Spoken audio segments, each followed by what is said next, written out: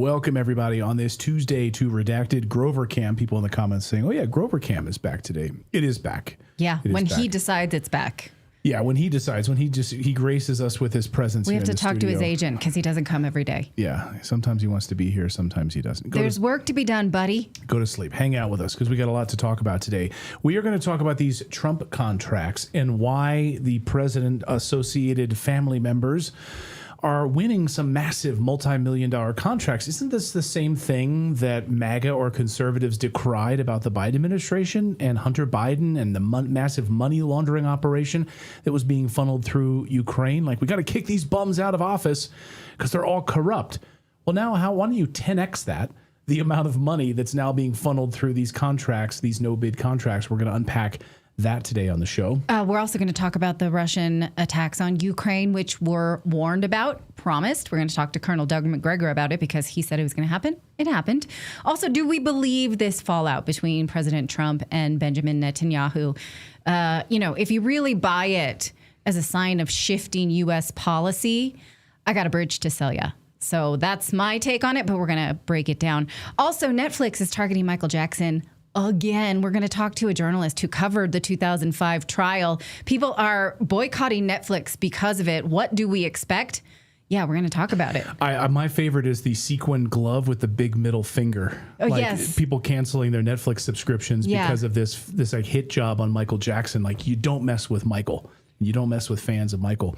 Well, I think this is a narrative. It's not about celebrity gossip. Clearly, we don't do that on Redacted. It's about why target somebody, why the media malpractice, what is it they're trying to sell us?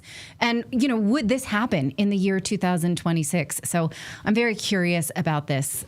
Stay with us. Talk about MJ. Get your comments in here now. Super chats and Rumble rants and all of that good stuff on this Tuesday. So glad to have you all here. We're going to talk about the Trump contracts here in a second, and then Russia, Ukraine moments after that. But first, we want to tell you about our friends at Angel Studio because Memorial Day is supposed to mean something. It's about honoring sacrifice, remembering the people who gave everything so that our country could exist and our families could live free. And honestly, that's part of why we appreciate what Angel Studios is doing right now.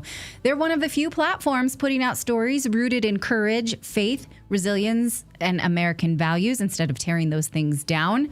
There's some great films on there that you might enjoy.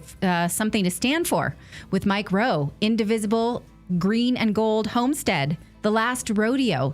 These are stories about sacrifice, perseverance, family, and what's actually worth fighting for. And they are still running their Memorial Day sale where you can get a big discount with your membership. This is the perfect time to pick a plan and join. And if you go premium, you get 2 free tickets to every theatrical release, including Young Washington coming on July 3rd for America's 250th birthday.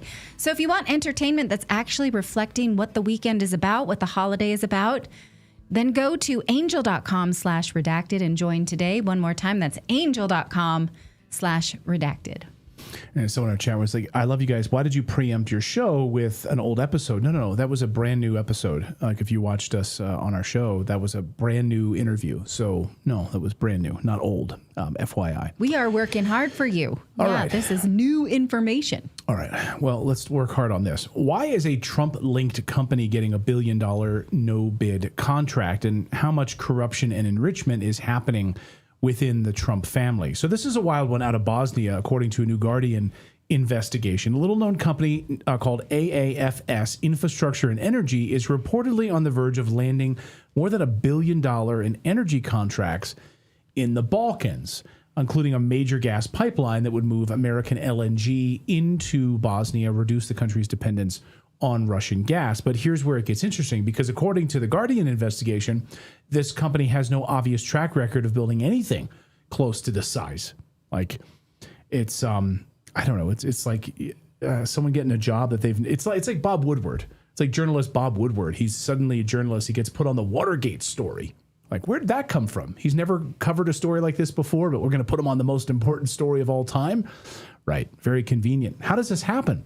One of the company's U.S. representatives is Jesse Benall, a Washington lawyer who's represented Trump and Trump Jr. in political cases. Another person is Joe Flynn, the brother of former Trump National Security Advisor Michael Flynn. Both were also involved in efforts, of course, to challenge the 2020 election results. Now, the same company is being lined up for one of the most important infrastructure projects in Bosnia, the Southern Interconnection Pipeline, which would connect Bosnia to Croatia's LNG terminal and open the door to American gas. The Guardian reports there was no competitive bidding process. Like, how does that happen? So no other company could have done this, but a company that's never done something like this, but has ties to the Trump administration, gets this no-bid contract?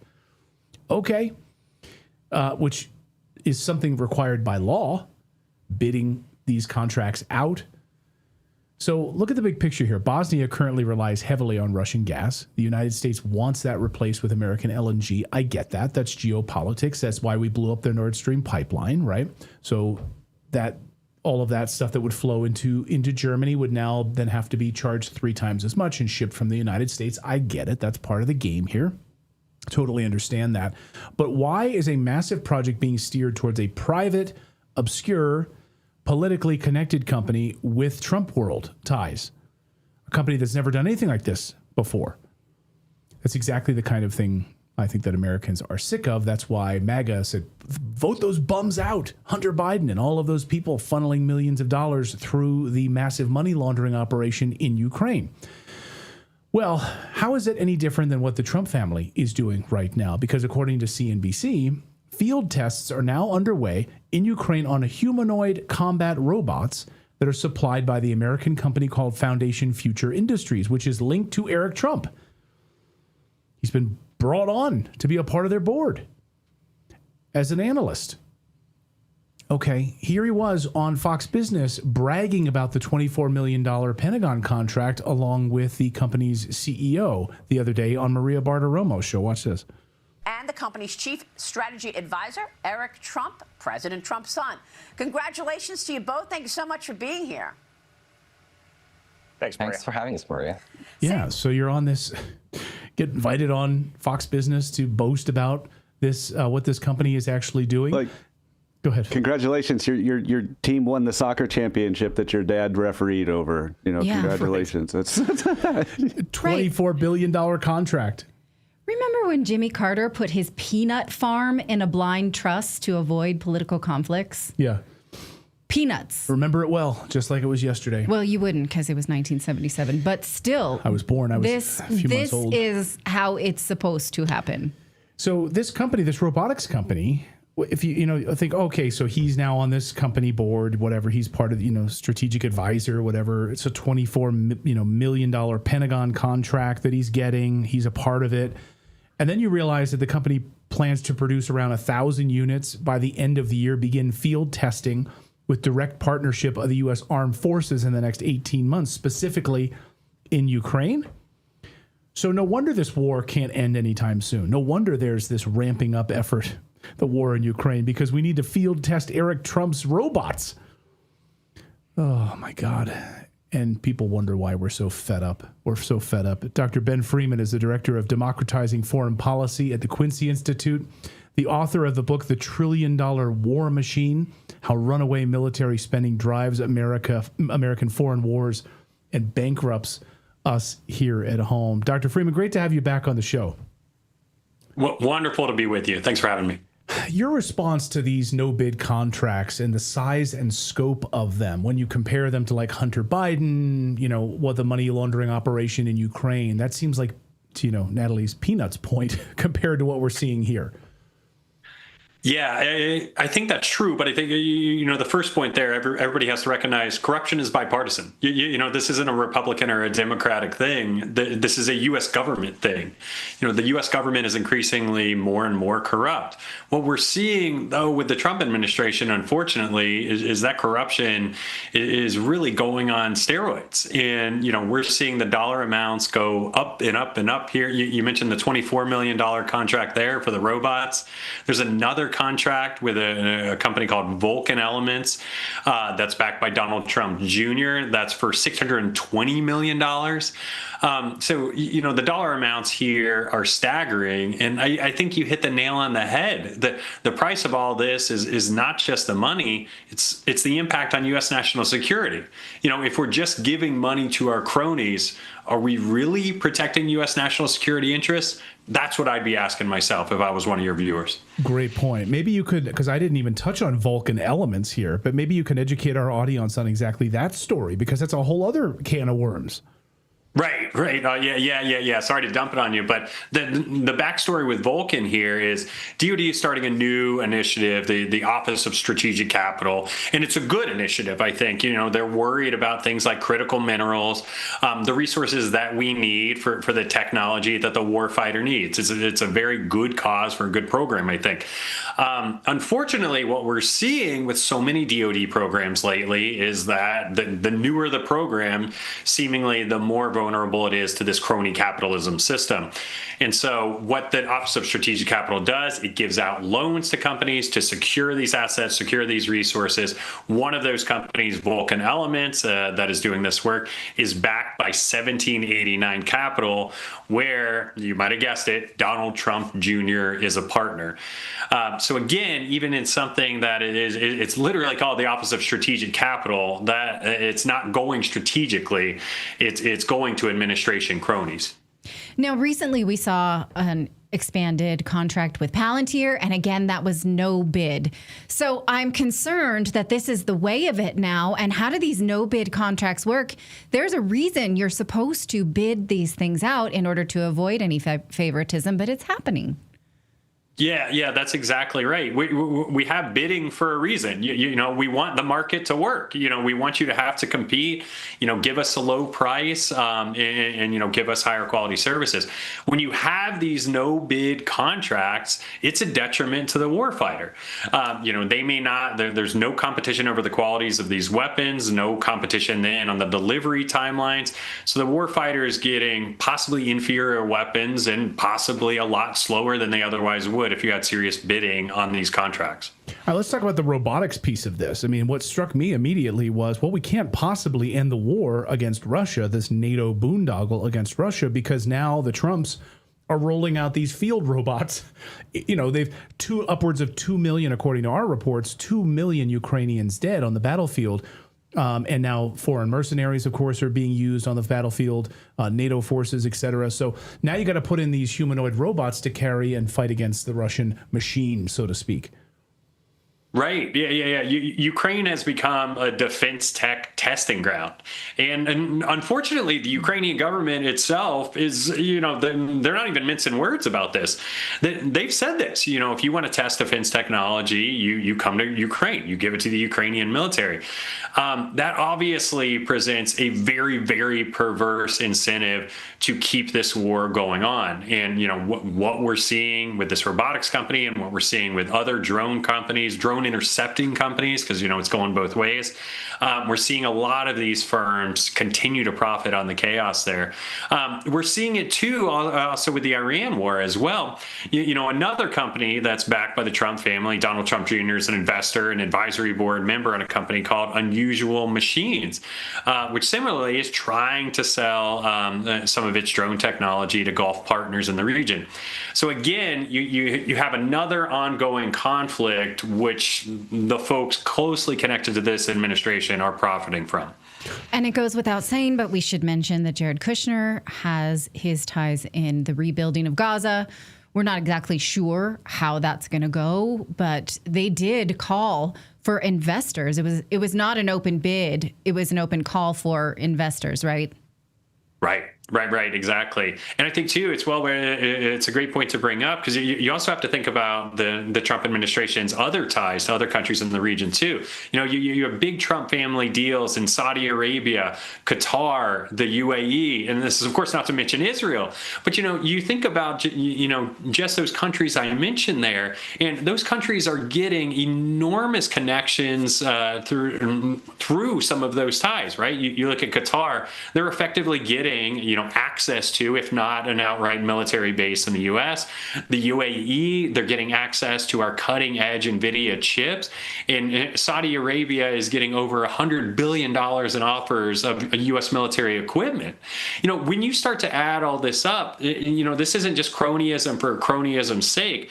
There's a real cost here in that we're sort of giving away a lot of precious U.S. resources, potentially just on the back of some of these crony deals. You just recently posted about the distrust of, of Israel, of course, and what's going on there. And then, of course, we have this debate right now over the National Defense Authorization Act, of course. So you have, members of Congress, some of them who've now failed their primaries, unfortunately, Congressman Massey and others who are saying, wait, we're going to be merging our defense now as part of the National Authorization Defense Act with Israel? Well, here is the exact language in the defense budget saying it would require the Secretary of Defense to designate an executive agent responsible for synchronizing cooperation between the two militaries, including defense technology research, development, testing, evaluation, integration, and industrial cooperation, which is interesting because how much does Israel cooperate with the U.S. military? They've never once sent soldiers alongside us in any of the wars that we fought in the U.S. So they're fine to sort of give military and digital support, informational support, but not really boots on the ground. So why are we doing this? Right. I have no answer to that question. I only have more questions. I wrote an article for Responsible Statecraft on this past Friday, which fortunately folks like Massey, Marjorie Taylor Greene, Ro Khanna, eventually there's bipartisan outrage over this now because the rationale doesn't make sense. As you mentioned, Israel hasn't committed boots on the ground to us. They've also been reluctant to share information with us. Just a few years ago, some folks might remember, the U.S. Army wanted to buy some Iron Dome batteries from Israel. Israel refused to share any of the code with it, with the U.S. Army. So the Army said, we can't integrate this. We can't even buy this stuff from you because you're not even willing to share information when we're buying from you. So there's a big question with this deal now about what is the U.S. actually going to share when we talk about U.S.-Israeli, military integration, military-industrial complex integration. This looks a lot like Israel getting access to the U.S. military-industrial complex, getting, a foothold, some might say a stranglehold inside the U.S., and it's not clear what the U.S. is going to get in return because Israel, in many ways, hasn't been a reliable partner to the U.S. in the past few years. Yeah, we get a great moral ally and friend. And this seems to codify that, right? Because for years we've sent billions to them anyway. But now it'll be written in there. It'll be specific. And it's going to be very, as you know, in Washington, it's going to be very hard to decouple these things. Like once it's coupled, it's very hard to decouple it, right? Right. A former colleague of mine used to say, when you sign a deal like this, you're getting pregnant. This is like trying to save an estranged marriage by saying, hey, I know Israel and the U.S. aren't getting along right now. Let's have a baby together. If that sounds stupid, that is as stupid as this deal would be. At a time when there is unprecedented public distrust about the U.S.-Israel relationship, Congress is literally saying, let's have a higher level of military integration with Israel than we've ever had before. That's just foolish. And to decouple that, you're exactly right. To decouple that, once this would get implemented, it would take years, if not decades, to decouple. You're talking about common supply chains, common technology sharing. We'd be relying on them across a whole host of weapon systems. It would put the national security state of the U.S. at risk if you were ever to decouple from this. So, at the end of the day, what this really is, this is the ultimate power grab for the Israel lobby in the U.S. And that is also why I'll tell your viewers, the Israel lobby is up in arms about me being up in arms about this. And so the Israel lobby is doing everything they can to make sure we don't get this stripped out of the NDAA. Well, good for you for highlighting it, drawing attention to it, and trying to get members of Congress to decouple this as much as possible. So is there, in fact, an effort for people to call their congressional representatives and have a fit about it? Tell us about that. Yes, absolutely. Thanks for asking. I mentioned Thomas Massey, Ro Khanna. The both of them, they're at it again. They're in cahoots on this. Ro Khanna says he's on the Armed Services Committee, and this Thursday he is going to introduce an amendment to strip this out. So to anybody watching this, if your member of Congress is on the Armed Services Committee, call him, email him. We've seen letters to the editor of local papers. Write all those. Tell your member of Congress, support Ro Khanna. marijuana, strip out Section 224 from that. Massey has jumped in and said, even if Ro Khanna's effort fails in the committee, Massey's going to introduce legislation in the full House. So then you have a second shot at it. So again, we're in that case, regardless of whether your representative is on the House or in Services Committee or not, call them, tell them, we're not okay with heightening levels of military cooperation with Israel, right? Especially right now. Yeah. All right. Brilliant. We have phone calls to make, you guys. We do indeed. Dr. Freeman, great to see you. Thank you so much for being here. Really appreciate your thoughts today. Thank you both for having me. Take care. You bet. Appreciate it. All right. Coming up, we're going to talk about this latest attack from Russia into Ukraine overnight. Of course, it was happening in the dark of night, and massive attack. This is probably the largest attack on the Ukrainian capital since the start of this war. And our next guest predicted all of it. We're going to talk with Colonel Douglas Macgregor on what's next in this move from Russia into Ukraine. But first, I'm sure you've been online, you've been shopping, and you're thinking, where is this like purple button that's popped up next to the payment options? You used to have like different credit card options. Now there's this purple pay button, this shop button. Where did this come from? And it's made buy with shop. It's made online shopping so much easier. And once you make that purchase, it's all done through Shopify. And you'll even get tracking information. You get alerts about, hey, your package just shipped. Like I just ordered some new Backyard Butchers, one of our show sponsors. And got some new meat sent to the house the other day, and it was all done through Shopify. So I was notified that my meat order was on delivery and being sent to me, and all carried out through Shopify. Shopify is the commerce platform behind millions of businesses around the world. 10% of all e-commerce in the United States, from household names like, Redacted, our own store, runs on Shopify. That's right, redactedstore.com. You can check it out. Or Backyard Butchers, as I mentioned. You can check them out as well. So you can get started with your own design studio today. Hundreds of ready-to-use templates. Shopify helps you build a beautiful online store that matches your brand's style. You can be set up in minutes with your own storefront like ours, or redactedstore.com. Really didn't take us long at all to get up and running, and then we can go in there and tweak the graphics and do different things like that. But they handle everything. All right there. Plus, they have award-winning 24/7 customer support to help you out. So you can tackle all those important tasks in one place, from inventory to payments to analytics and more. And no need to save like multiple websites or trying to figure out what platform is hosting the tool that you need and all of that stuff. Remember that back in the day when you had like WordPress websites and you had to do all that garbage back in the day? Not anymore. Shopify does it all for you.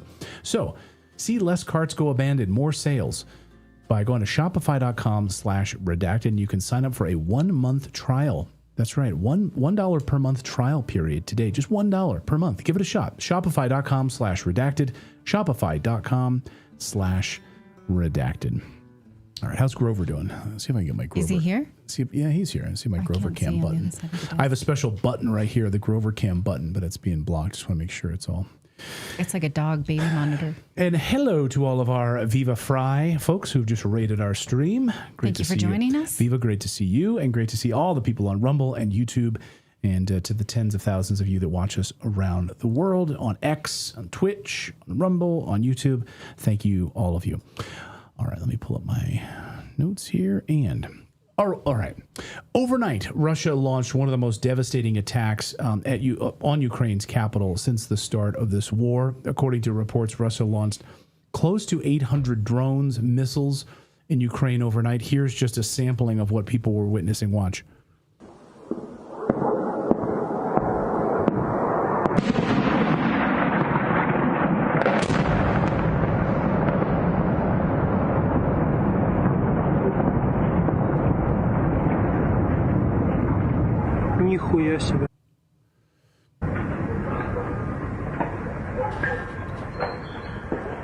And here's some other neighborhoods you can see as well. Take a look at this.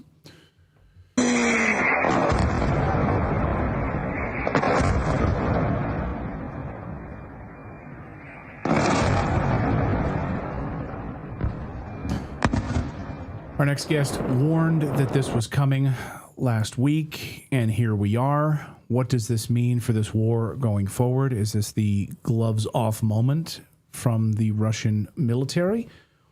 Was this just a warning shot across the bow? Europe seems to be doubling down, preparing for a longer drawn out war. We talked about the robotics that are now going to be coming to the battlefield, and the Trump family making millions of dollars with that no bid contract for robotics to now be hitting the battlefield in Ukraine. So forget soldiers, the 2 million Ukrainians that are dead. Who cares anymore, right? We'll just use robots to try to fight against Russia. So what comes next? Colonel Douglas Macgregor predicted that this was going to happen, told us exactly what was about to happen, and here we are. Colonel, great to see you. Welcome back to the show. Hey, thanks. Good to be with you. What do you make of this latest round of attacks last night? What was used? What do you know? Maybe we can just speak militarily first, and then we can talk more broadly about the next stages of this war. Well, before I try to make some sense out of all of it, I just want to say that I've known Ben Freeman for years, and Ben has been in the fight for rationality and defense longer than I have. So I'm really glad that you brought him on, and I'm not surprised that he's under attack for doing what he's doing. But this is a do or die mission, I think, right now in the eyes of the Israel lobby. But thanks to people like Ben, there's a chance we can stop this. I think what we're seeing with the Russians, as you point out, is what we anticipated. They've used tactical theater ballistic missiles, various kinds of unmanned systems, cruise missiles.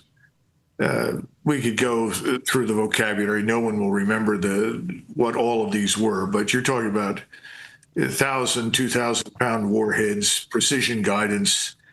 What's important is that even though they struck a number of targets, the targets were all related to military functions. And then secondly, only 17 people were killed, as far as I know.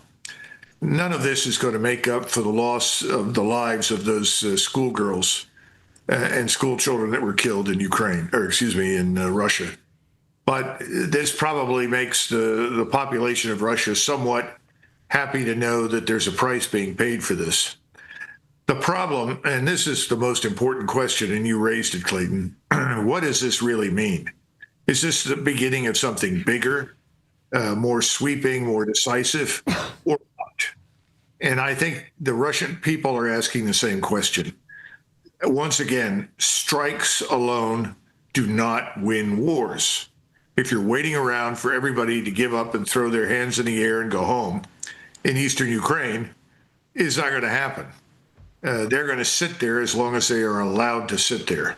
So the question is, when will the concentrations of Russian ground forces actually move decisively west and put an end to the war? So I don't have the answer. So in some ways, Colonel, is this like the Doolittle raid? And not to be like a history nerd here, but of course, after the attack on Pearl Harbor in World War II, we carried out the Doolittle raids right against Tokyo. It was really for the cameras. It was to show that we could attack and hit Japan barely and just kind of put it. Now, this is totally different in that Russia could hit Ukraine with all it wants, whenever it wants. Totally different than the Doolittle raid. But is this really, I guess, maybe for the cameras, or was this a really strategic strike, softening up targets ahead of a massive move by the Russian army? Well, that's what I don't know. It certainly hit critical nodes. There's no question about that. So you could say it was strategic. But we know from experience throughout history that however powerful your strikes are, if you cannot rapidly follow them up on the ground and exploit the effects, then the strikes don't win the battle. You know, this is something the Russians really learned the hard way against the Germans. Eisenhower and Zhukov were talking after the war, and Eisenhower was showing him various kinds of equipment. He showed him some mine sweeping equipment. And Zhukov asked General Eisenhower, well, how long does it take you to get that equipment to the front? And he said, well, perhaps an hour, maybe two. And Zhukov said, that won't work against the Germans. If you don't exploit the street right away, within 10 minutes, the Germans are there and will kill you. That was the end of the discussion. I think this is the problem the Russians have got to fix. They've got to follow up these strikes. They cannot just launch, sit back, applaud the outcomes, celebrate the effects. They've got to cross that river and get into Kiev and get rid of this regime. They've got to cross the river. They've got to march south, go into Odessa, and seize Odessa. These are absolutely vital things that must happen. And I don't think that the Russians should be all that concerned about what the Europeans say or do. I mean, these people are, to be polite, full of hot air. They have nothing to throw back. And right now, Donald Trump is sitting somewhere in a dark room trying to find his way out and can't, down in the Persian Gulf. So he's not going to get involved in this. Now, we're talking about corruption and people who profit from the war. Some reporting is that a MOD plant that was linked to Zelensky was hit by Russia. And so, this will at least, I mean, I don't know what this accomplishes. Maybe you could tell me. The factory was long linked to Zelensky. It did produce long-range attack UAVs and missiles. So at the very least, it weakens Ukraine's ability to answer if they do advance into these cities. Well, one of the people that works with me closely, who reads Russian and speaks Russian fluently, goes to the press every day for me. And one of the things he did for me was he went through several press releases over the last many weeks. And I don't know how many times it was. I had 3 or 4 times the comment was made about Messieurs Kushner and Witkoff, and saying, we understand, we're Russians, we're familiar with this sort of thing. We understand why Kushner is there as a son-in-law and why Witkoff, an old business crony of the president, is there. But please, can't you send some people back who are prepared to talk seriously about the issue, which is ending the war in Ukraine, finding a way out of this. We can make side deals with them at their convenience after the talks. I mean, stop and think about that statement. That was what's in Russian in the papers. I think we have a huge problem with this corruption business. You have BlackRock that is trying to buy up hundreds of thousands of acres of Ukrainian farmland. You have people that are talking about turning eastern Ukraine, or western Ukraine rather, into some sort of new Israeli destination by denuding it of Ukrainians and bringing in people from Israel. I mean, there are all sorts of strange things going on, but you also have to look at the money sources and where the money's coming from. And you suddenly realize these are all the same people that are pushing for war in the Persian Gulf and have been pushing for war against Russia. It's frightening, and it does pay handsomely. And I think the Russians know that. And I think increasingly you're going to see the Russians pick targets that they know represent investment from the West, particularly from the United States. Well, to your point, can you put the link I just sent you on the screen? Mm-hmm. That's in TASS. Russia is, in fact, looking for diplomacy while they are escalating the war. This is in English here. Russia is ready for normalizing relations with U.S., provided its interest, because they know there's no one in Ukraine to talk to that would be able to be a serious decision maker. They are still reaching out. Who the hell in the U.S. is receptive to this? It's a busy signal, don't you think? I think you're being kind. I'm not even sure the phone is hooked up. I think we're dealing with a very amateurish group.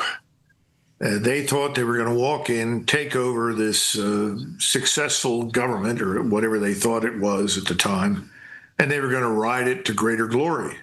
It's almost as though they went down to the pier, got onto the biggest yacht they could find, and said, okay, let's go, let's fish, let's party on the ocean. They've discovered that the yacht's in pretty bad shape, and the ocean isn't cooperating, storms are terrible, and there are people trying to sink them. And they're sort of in denial. You know, you've got the president of the United States who talks a great game. I mean, every time he opens his mouth, he tells everybody we're close to a settlement. The war will be over any time. This is the same man that told us all, even before he was elected, I can end the war in Ukraine on a phone call. Mm-hmm. What's he been able to do? Nothing. And this is back to what Putin talked about when he met W. and subsequently Obama and eventually Biden. He said, I've talked to all these presidents. He said, I think all of them are well-intentioned. They all promise to do things. But once they're installed, nothing happens because I don't think they're really in charge. And I think he's concluded that President Trump is not in charge. And I don't know who he expects to talk to. He would like to talk to someone in the State Department. He would like to see some evidence for a coherent strategy. Remember, their underlying assumptions are not the same as ours. They're assuming we would like to see the war end. I'm not sure that's true. That's very clear on the Russian side. I think more the European publics feel that way. Most Americans aren't even interested. But he's not dealing with someone who wants to end the war. And what we've done is we've convinced China, Russia, and Iran of the value of a triangular alliance that reinforces itself and is prepared to cope with whatever attacks we throw at them. I think that's the real outcome. Before we take a break, I want to get your take on this massive new tranche of money from the EU that's really flowing into Ukraine and then by proxy into Sweden, purchasing these Gripen fighter jets last week. I saw some Ukrainian apologists online saying, thank God this will turn the tide of the war, that Ukraine is going to get 150 of these Gripen fighter jets from Sweden, and they're going to be delivered soon. I don't know how long. $90 billion. Now they took out a loan. They've already completely mortgaged their future to the IMF, the World Bank, and so forth. So Ukraine is not a country by any counts anymore. Anyway, they've mortgaged everything to BlackRock and Vanguard. So now $90 billion for these freaking fighter jets. And I posted online and I said, you've got to be foolish. The idea that these jets are going to really ever land in theater at all and wouldn't be destroyed the moment they hit the ground, is ridiculous. And also, if they did get off the ground, who's going to fly these things? Like, are there just like tons of great fighter jet pilots sitting there in Ukraine in a conference room, like just waiting for the equipment? Yeah, waiting for eating ramen noodles, just waiting for that jet. Like, what is this? Is like madness to me, Colonel. Can you unpack this? Well, I can tell you that I've been to the Gripen assembly line, and that is a brilliant aircraft. Pound for pound, given what you're paying for it, it's maybe the best aircraft in the world.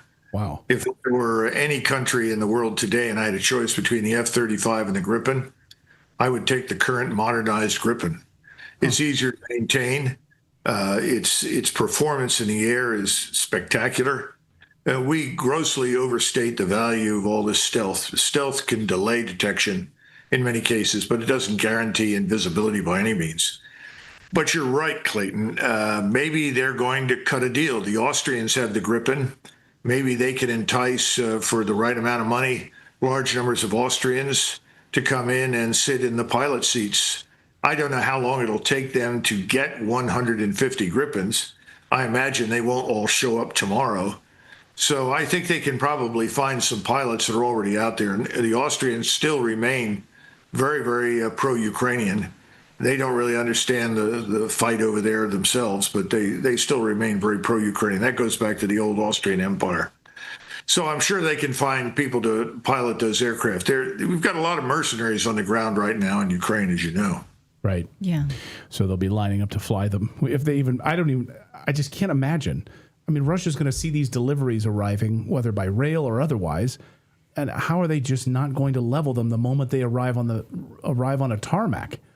Well, I think that's true, but I would go one step further. I think the Swedes ought to reconsider the wisdom of this whole business because their factories could very easily be targeted and destroyed. There's not a damn thing they can do about it. No, that's a great point. And if they think that the United States is going to trigger a nuclear response to Russia, they're out of their minds. We are not going to put the United States of America at risk of total annihilation in a nuclear holocaust because the Russians strike a target in Sweden or Lithuania or Latvia or Estonia or Poland or anywhere else. Extended deterrence is dead. It's a joke. We need to get away from it. It's not going to happen. And NATO is a joke, which would show that the emperor has no clothes. Colonel, stay right there. I'm going to take a quick break. We want to come back and talk about this blow up with Netanyahu. And Trump. That's and whether right. what you believe about it, what's the truth in it, and but Zionists are coming out, saying we need to go after the leaks, which means that they believe this phone call was real. So they're not like shooting down the veracity of the claims about this phone call. They're saying we need to go after the leakers who leaked this to the press, therefore verifying the fact that this phone call was real. So we'll talk about that in a moment. But first, we want to tell you about Lear Capital, because what if the most essential asset in your life is one that you don't even own? I'm talking about silver. And yes, the industrial world is running low on it. In fact, the U.S. government recently designated silver as a critical mineral because you can't build the things that we're used to living with without it. A solar panel, an electric vehicle, a modern computer. For 5 straight years, we've used more than we can mine. Unlike paper money, producers can't just print more. You can't just make more silver to meet this exploding demand. It's not just a shiny metal anymore. It's a matter of national security and economic survival. That's why experts see it hitting $150 an ounce. Bank of America says it could reach $300 an ounce. Think about it. If the industries to power the world needs it, you probably should own some. Well, you should call our friends at Lear Capital, give them just 10 minutes and teach you the various ways to own silver. They can teach you to own it in your house, in a fund, an investment fund, in an IRA. The sky's the limit. So just call them, tell them what you've got to work with, and let them give you some advice on how to get started. You can call them at 800-613-3557 or go to LearRedacted.com. Download their free silver report. Get an idea of what you're looking at. Again, LearRedacted.com, or give them a call, 800-613-3557. Someone in our chat room says that Trump leaked this phone call himself. We'll talk about that in a second. So, did President Trump really blow up on Benjamin Netanyahu, calling him crazy, telling him that, quote, no one likes you?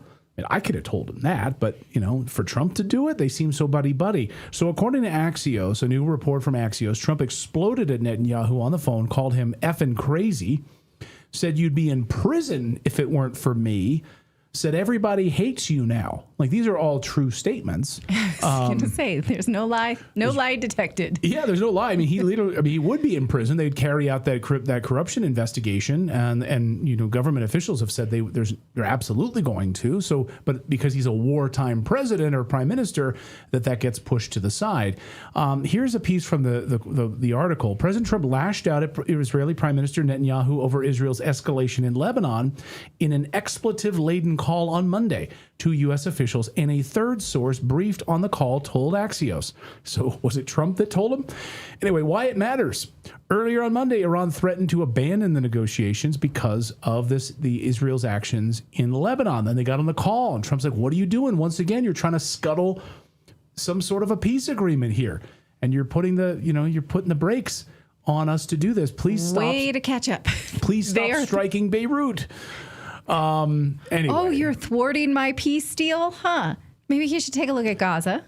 2 of the sources said Trump claimed he'd helped keep Netanyahu out of jail, a reference to his support during Netanyahu's corruption trial.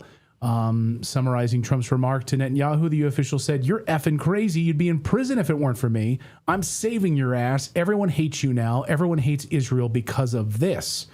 And he asked him, and he says, another source said Trump was pissed, and at one point he yelled at Netanyahu and said, what the F are you doing? You know what this reminds me of? The scene in Liar, Liar. Stop breaking the law, asshole. Yeah.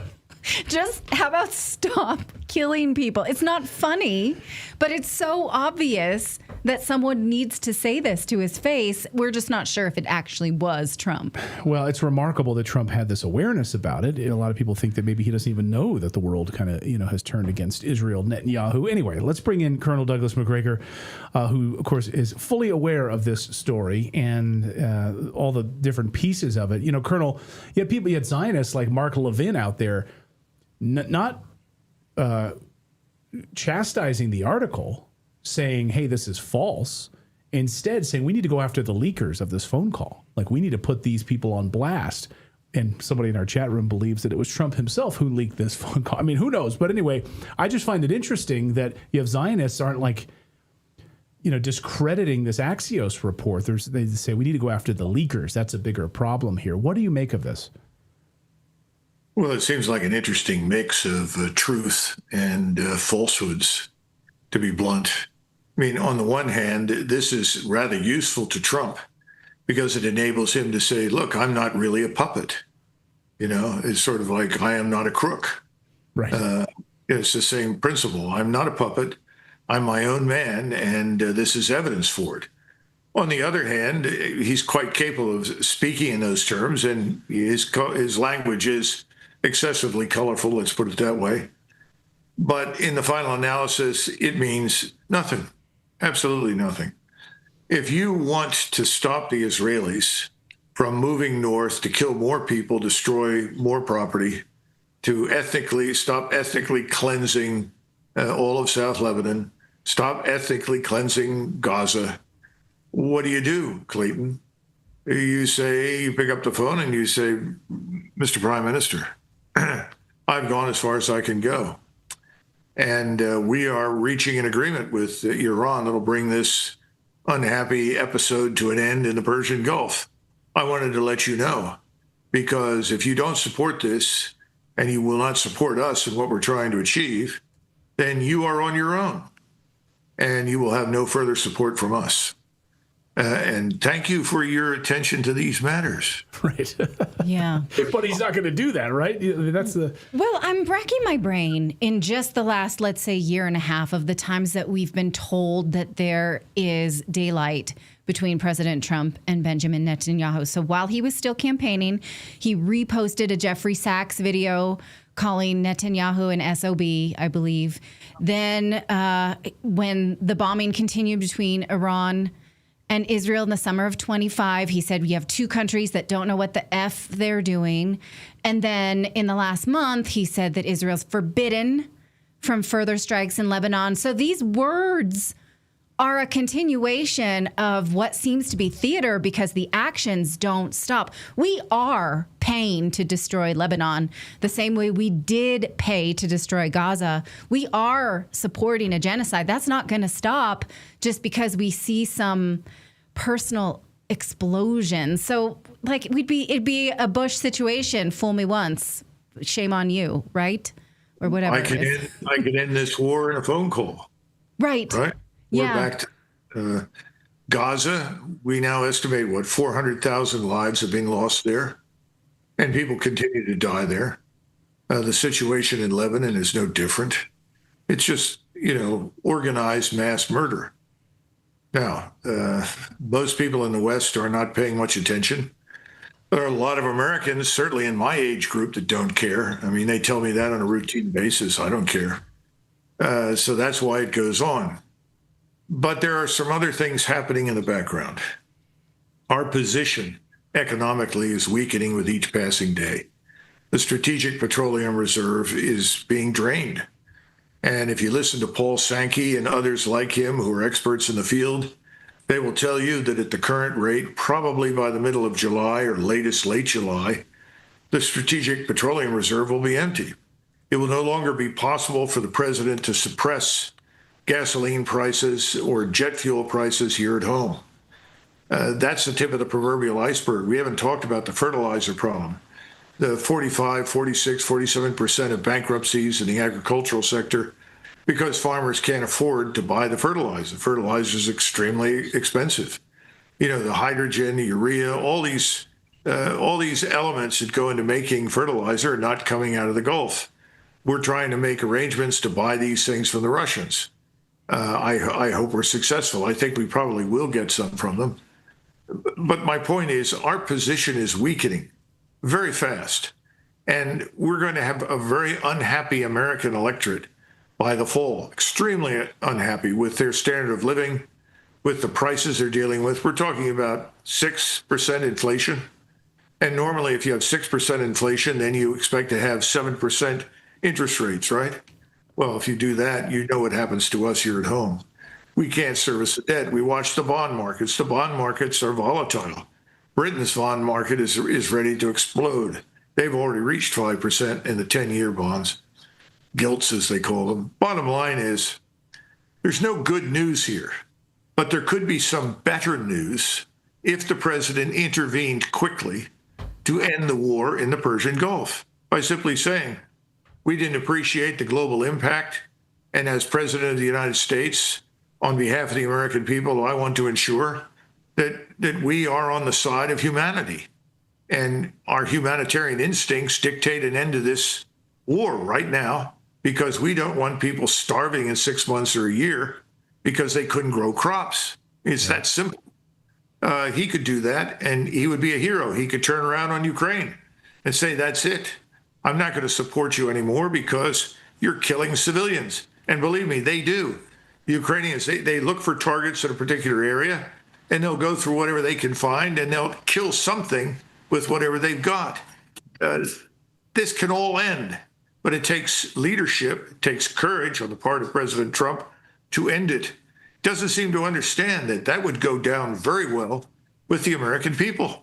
Right. American people are pretty forgiving when John F. Kennedy can get up there after the Bay of Pigs invasion and take the blame, take the fall, and admit his wrongdoing and ask for forgiveness. And his poll numbers went up after he admitted fault. Like, Americans are pretty forgiving if you do that. At the heart of it, though, Colonel, is that now it doesn't, I don't know what sort of negotiations are happening at this point. There are none. Come on, there are no negotiations. I mean, Iran went home. Well, when we say we're talking to the Iranians, what they're saying is we sent a message to the Pakistanis. They, in turn, sent a message to the Iranians. Something came back or didn't. And the latest that came back is nothing. We're finished. We're done with you. And we find that incomprehensible. I mean, how could little, tiny, inscrutable Iran turn to us, the greatest power on the face of the earth, and say we're no longer talking to you? They just did it. They just took the football and went home. This is the other side of this war that people in the United States are not hearing about, don't understand.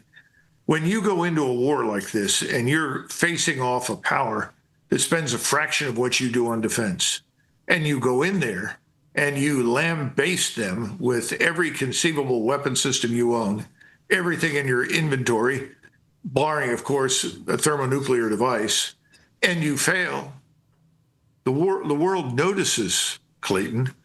Everyone in the world knows that, gee, it looks like the United States Navy is not, after all, what we thought. It looks as though we've been spending our money on the wrong equipment. We should be spending our money on missiles, drones, satellite-based surveillance, intelligence, reconnaissance assets. We can protect our countries and we can deny access to anybody if we know how to do this. Iran has shown us the way.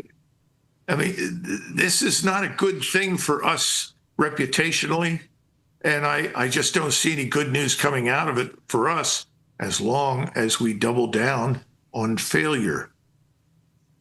Now, recently you posted a video called All for What? It was fantastic. It's on your YouTube channel and the nationalconversation.org. You can find more about it there.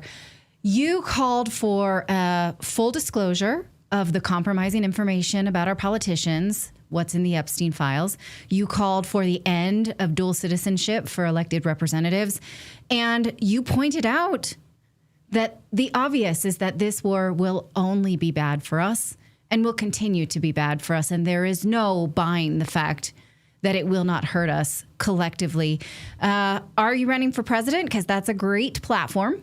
And what more can you tell us about that? No, I'm not running for president. I occasionally run to the men's room, but don't do any running other than that. Okay.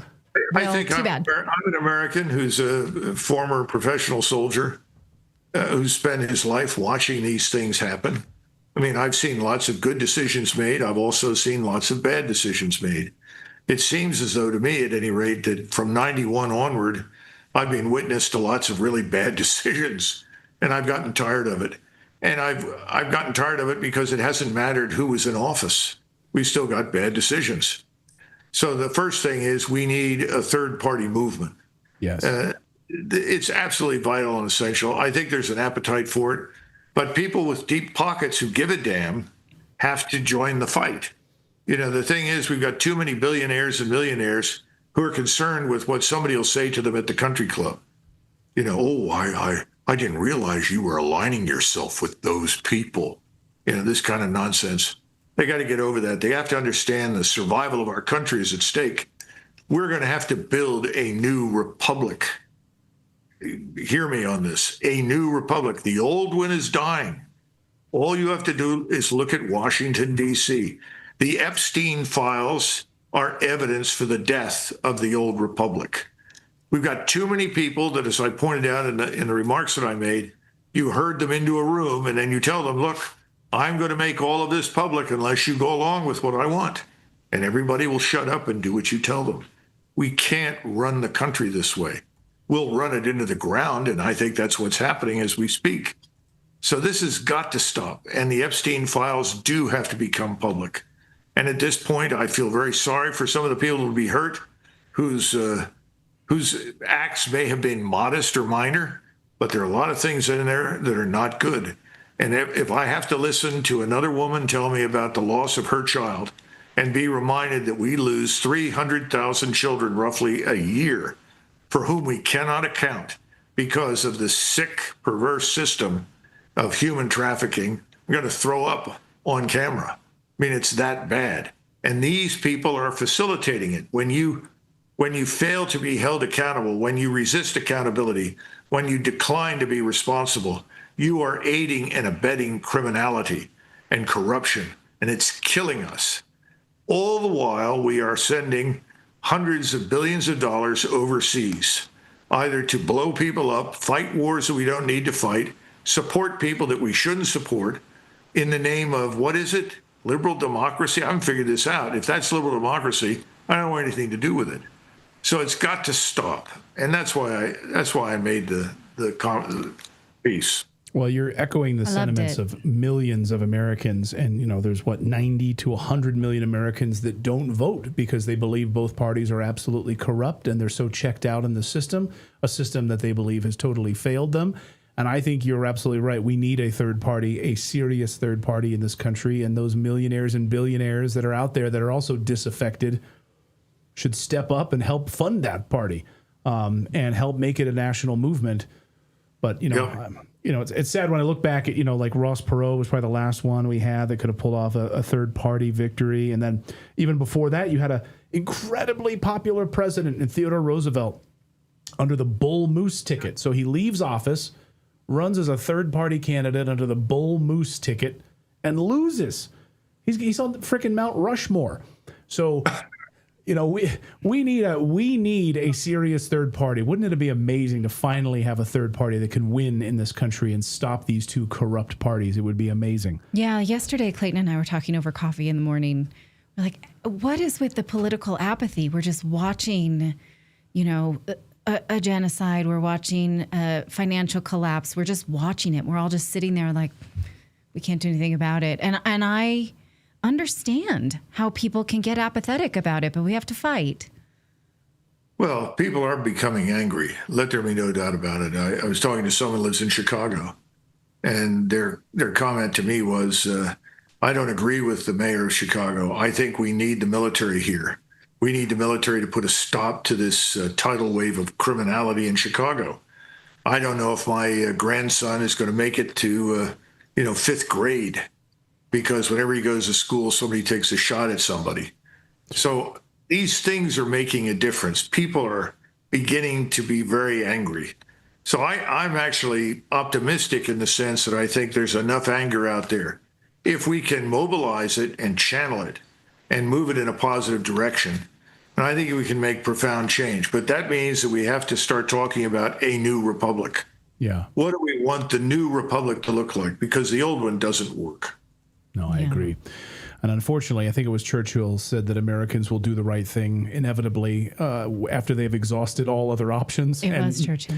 Maybe it'll be at the point at which we feel so much pain, whether financially, economically, where there is this new republic rising up saying we can't handle it anymore. We're sick and tired of it. Here's a comment from one of our viewers on the screen here from Floored Patriot. Says Democrats and Republicans are cancer to America, need to be removed in order for America to survive. Anything less won't work. Thank you. Amen. Yeah, amen to that. And here's one. We need to give him a scalpel. Yes. Yeah. And Caius says this nation needs to return to Christ. Amen to that. All right. That presumes that any of the people currently there were ever near him to begin with. That's another subject. Right. I'm tired of people beating the Bible in public, but they don't walk the walk. Oh, absolutely right about that.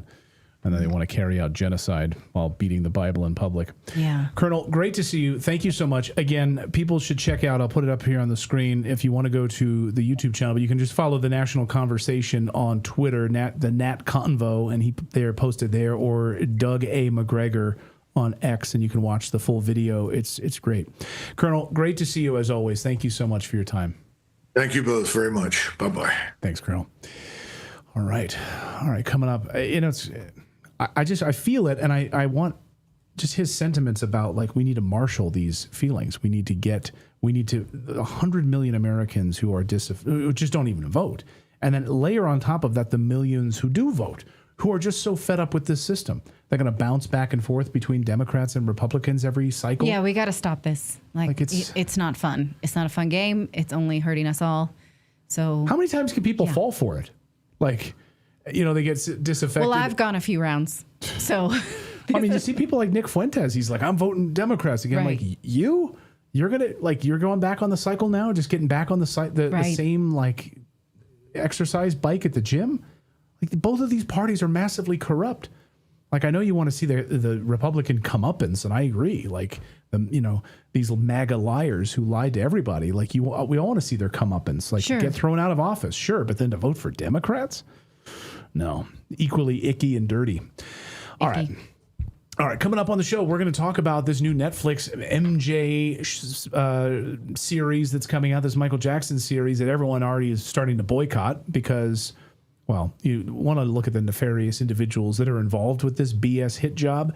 And it's convenient, the timing of this, when the Michael Jackson biopic is like the number one film in the movie theaters and has led to this massive resurgence. And then, of course, now you have these ne'er-do-wells coming out trying to make up more stories and fakery. Right. So how many times are we going to go around this, was Michael Jackson a sexual abuser? So we're going to talk to someone who actually covered the 2005 trial in just a second. I'm looking forward to you hearing about this. Indeed. But first, we want to tell you about our friends at Upwork, something I use every day. I've been using it for we've been using it 15 years, I feel like. Upwork. Exactly. Thank you for I was talking to you. Oh. I was talking to you. Scaling a business takes the right expertise at the right time, and Upwork helps growing teams quickly bring in specialized freelancers so you can move faster, take the business to the next level. Maybe it's graphic design. You need a specialist that can work on that on your team. Maybe you need someone that needs to, book podcast guests or whatever it is, right? Maybe you need just a freelancer who can pop in and help you out as your team grows. And one of the biggest growth hacks is realizing you don't have to do it all yourself. Upwork makes it easy to bring in the right freelancer when you need them. Again, we've been using them for 15 years. Upwork is a one-stop platform to find, hire, and pay expert freelancers across the web and software development, data analytics, marketing, business operations, and more. The assistant that I've been working with for years came from Upwork. And it's amazing to see her family grow. I think she's got 3 kids now. It's amazing to see. So Upwork also cuts down operational hassle by handling things like contracts and payments in one place so you can spend more time running your business. And with their new Business Plus, you can actually access the top 1% of talent on Upwork. With an AI-powered shortlisting, you'll get matched to the right freelancer in under 6 hours. No endless searching required. It's free to sign up, and posting a job is easy. Visit Upwork.com right now. Post your job for free. That's Upwork.com to connect with the top talent ready to help your business grow. That's Upwork.com, Upwork.com. Well, Netflix is about to release a documentary on Wednesday called Michael Jackson, The Verdict. It uses incredibly sketchy sources, and so fans expect another hit piece like Leaving Neverland, accusing Jackson of having been a pervert and a child abuser. Now, recently I spoke to journalist John Ziegler. He is an LA reporter who covered the Michael Jackson trial in 2005. He has a lot of opinions on why the media is still so obsessed with this Jackson as a pedophile allegation, how the media continues to get it wrong, and why they would do this. I hope you enjoy this interview. Watch.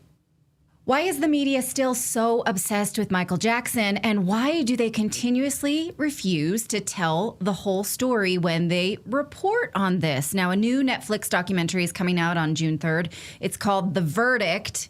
Having not seen it, I'm skeptical that they will actually focus on the verdict of innocence. Recently, an online influencer asked this question: why Epstein and not Michael Jackson? Now, when you study the Michael Jackson case, you might have what I have is the opposite question. Why does the media ignore the real and gruesome crimes of the Epstein class and go so hard on allegations about Michael Jackson? Well, John Ziegler joins us today. He actually covered the Michael Jackson trial. He is someone who speaks out a lot about media malpractice around Michael Jackson allegations, and he joins us today. Thank you so much for joining me. Natalie, thanks for having me on. So you have the experience of having covered the trial, and you watch the media continuously tell a one-sided story, incredibly lopsided. So tell us your experience and how you are experiencing this now with this renewed malpractice of media reporting. Natalie, I come at this from a pretty unique perspective because when the trial happened in the early 2000s, I was a radio talk show host in Los Angeles, California, and I hadn't really paid that much attention to the Michael Jackson story before this. I grew up as a kid in the 80s, and so obviously everyone knew who Michael Jackson was, but I wasn't a massive fan. And it was clear to me that he was weird, and I was very open to the allegations being based in reality, and I was presuming he was guilty because I'm a conservative, I'm a prosecution guy. It was my view at that time that the prosecution is usually right, that they're to be believed, that these are trustworthy people, that they wouldn't railroad somebody just for whatever agenda that they might have. And I kept thinking, and remember this, I was at KFI Radio in Los Angeles, which was a very anti-Michael Jackson station. I mean, more so than just my time slot. And so I felt like I was kind of obligated to go along with this mob that was against Michael Jackson. And I kept waiting as we were covering the trial on a daily basis for there to actually be some real evidence. And there never was. And it wasn't just that there was no evidence, they couldn't prove the case. The case at trial completely and totally fell apart. It was a joke. It was a humiliation for the prosecution. And people need to understand the context of that trial. And I'm so glad that you said that Netflix, the verdict, is likely not to actually pay much attention to the verdict because verdict, you said it. I don't want to take credit for being clever. You said it before we started. It doesn't filming. matter. It doesn't matter who came up with it because it's 100% true. It's ironic that there's a very good chance that the whole Netflix documentary is going to be about avoiding the verdict, which is the title of the film series. Because that verdict was remarkable in the context of what was happening at the time. You have to remember, this is still in the post-O.J. Simpson era in Southern California. There is an enormous amount of skepticism towards a celebrity case. There's a lot of anger towards the acquittal of O.J. Simpson. This is in Santa Barbara, not in Los Angeles. This is a non-black jury, a mostly white jury. The media was 100% against Michael Jackson. He and Tom Mesereau, a guy I've gotten to know pretty darn well, his attorney, were going into hurricane headwinds in this trial. The media was against them. The culture was against them. The OJ factor, I think, could have played a huge role. And despite all that, this jury didn't just acquit Michael Jackson. This wasn't like a hung jury or something like that. This was unanimous on all counts. That's almost impossible in that climate, in that context, unless you're talking about actual innocence. And now this revisionist history, this idea that we can go back because it's been a couple of decades, that somehow 2 decades later, this case that fell apart at trial is suddenly going to get better simply because the media has a fascination with Michael Jackson as a massive celebrity that's never going to be duplicated. There's never going to be another Michael Jackson. There's ratings when it comes to Michael Jackson on both sides, pro-Michael Jackson, anti-Michael Jackson. You're going to get ratings. But to also answer your question, Natalie, I think there's 2 things also driving this with regard to media malpractice. The news media can't stand admitting when they are wrong. They have massive amounts of arrogance. And so they bought into the case against Michael Jackson, just like I did, but I was willing to admit that I was wrong. And they can never let go of it because they can't admit they were wrong. And then I think there's another angle, which is that 20 years later, there's a lot of media members who don't have an experience with that trial, and they can be easily duped into believing that somehow this was a celebrity getting away with a crime. It's the exact opposite. This was a moral panic that somehow Michael Jackson escaped, mainly because Thomas Mesereau was a great attorney, and two, the case against him completely and totally fell apart. Right. And so maybe I'm one of those. I was, still in grad school during these trials. I was, not paying close attention. And then now I see the juxtaposition between the Epstein files, where the government has evidence of real sexual assault and demonic practices and pedophilia and human trafficking. And the media has blinders on, like, well, that's just, he was prosecuted, he got a sweetheart deal, it's fine. And then for this case, they indict right out of the gate. And I cannot make heads or tails of this. So going back to study the Arvizo trial, and we don't know if they're going to focus on the Arvizo trial. I assume they are, because that's the only one that actually went to court.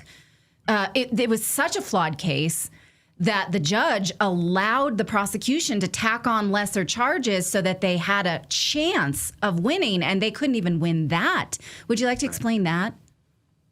Well, you said a lot of things there. First of all, with regard to Epstein, you and I have a little bit different view of the Epstein thing. I actually think the media has covered Epstein probably more than it deserved to be covered. I mean, I don't think you want to get into a discussion of Epstein. I agree that he was a horrible guy and committed crimes, and he admitted to those crimes, pled guilty.